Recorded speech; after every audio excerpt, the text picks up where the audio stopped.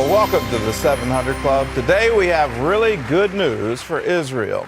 It's now producing more of its own energy, and it soon may be a major energy producer for the whole Middle East. Israel's able to do all of this because of a major underwater development of natural gas. Chris Mitchell has the story.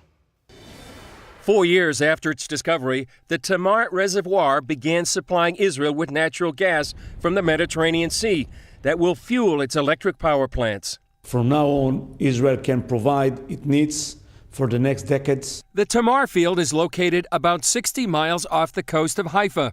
Energy and Water Minister Silvan Shalom declared it a day of energy independence. It's much cheaper, and of course, it's much cleaner. And from now on, the whole energy market will save at least 1 billion shekels every month. It means about $300 million every month. That savings begins in the Mediterranean and then makes its way here. The natural gas flows through an underwater pipeline for about 100 miles to a platform off the coast here near the Israeli port of Ashdod. It's predicted that Tamar wells could eventually produce more than 4 times the energy value of Saudi Arabian wells. Natural gas is a very good companion, in a sense, to solar, and that could help make Israel very independent and I think secure with respect to its electricity generation, not needing to import anything. Before the fall of the Mubarak regime, Egypt supplied about half of Israel's natural gas needs. Afterward, extremists blew up the pipeline almost continuously.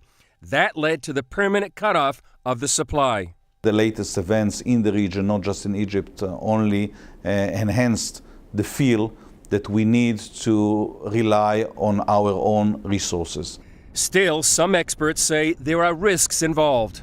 Imagine that in 2 years' time, 70% of the electricity, most of the fuel for industry and for transportation and other uses is going to be based on gas from one field, which is subject to strategic threat, a threat of missiles attacks. Former CIA chief and energy expert James Woolsey told CBN News the fields represent a strategic advantage for Israel. Israel's certainly a lot better off in terms of their energy independence from having found these gas fields.